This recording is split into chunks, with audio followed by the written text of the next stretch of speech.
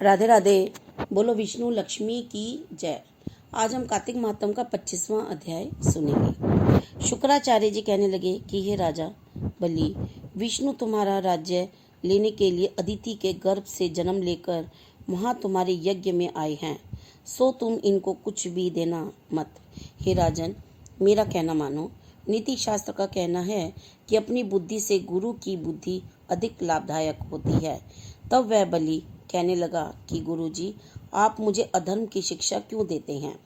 घर पर आए हुए याचक को दान न देना राजा के लिए अत्यंत अधर्म की बात मानी जाती है, और यदि स्वयं विष्णु भगवान ही याचक बनकर आए हैं तो इसके बराबर मेरे लिए सौभाग्य की और क्या बात हो सकती है।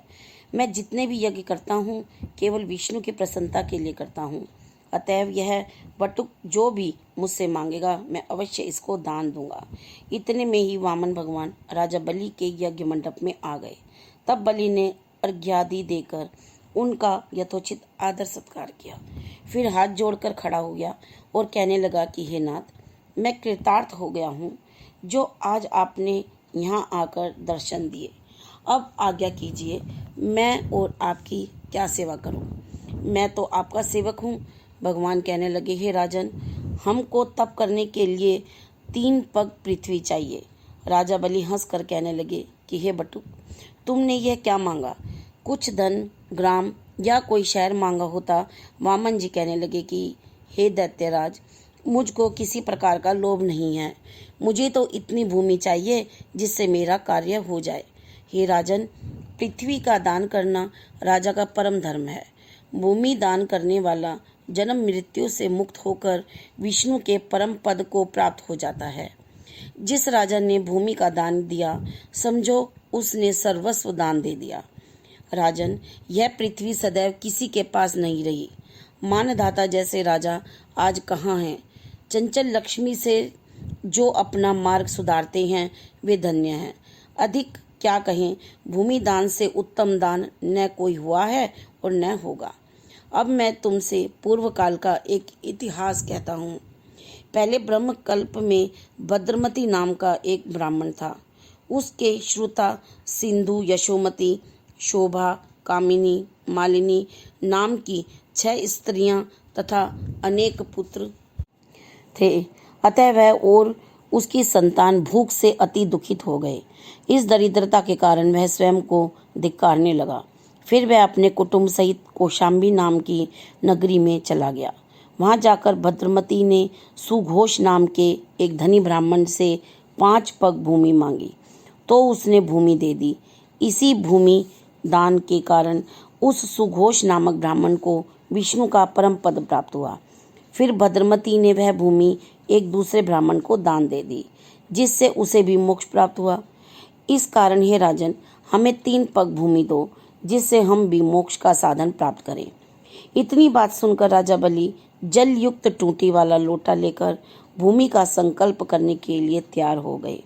तब शुक्राचार्य तपोबल से अपना सूक्ष्म रूप बनाकर राजा बलि को संकल्प करने से रोकने के लिए लोटे की टूटी में जल रोककर बैठ गए। वामन भगवान शुक्राचार्य के मन की बात जान गए। अतः उन्होंने एक तेज अग्रभाग वाला कुशा लेकर उससे लोटे की टूटी के छिद्र में डाल दिया, जिससे शुक्राचार्य की एक आंख फूट गई। इसके पश्चात राजा बलि ने 3 पग भूमि का संकल्प दे दिया। इसी समय भगवान विराट रूप होकर ब्रह्मलोक तक बढ़ गए। विराट रूप भगवान ने 2 पगों में सारा ब्रह्मांड नाप लिया। फिर पांव के अंगूठे से ब्रह्मांड फूट गया। उस फूटे हुए मार्ग से पानी के बहुत से स्रोत बहने लगे। भगवान विष्णु का पैर उस जल से धोया गया। वह निर्मल लोक पावन जलधारा का रूप हुआ। वही जल ब्रह्मादिक देवताओं को पवित्र करता हुआ सप्त ऋषियों से सेवित सुमेरु पर्वत के ऊपर पड़ा तथा गंगा के नाम से विख्यात हुआ। इस दृश्य को देखकर ब्रह्मादिक सब देवता और ऋषि मुनि स्तुति करने लगे कि हे सबके स्वामी अनंत मूर्ति, आपको नमस्कार है।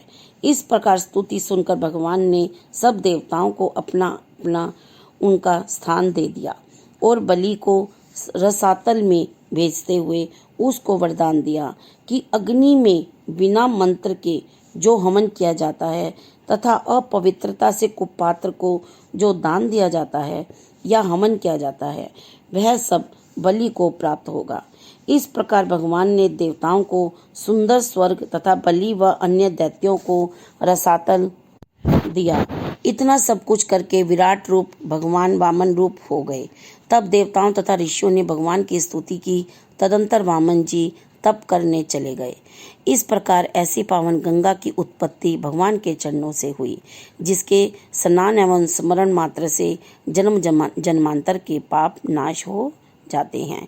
इस प्रकार कार्तिक महात्म का 25वां अध्याय समाप्त हुआ। बोलो विष्णु लक्ष्मी की जय। अगर आपको वीडियो अच्छी लगी हो तो लाइक शेयर सब्सक्राइब कीजिए और बेल वाला बटन दबा दें। राधे राधे।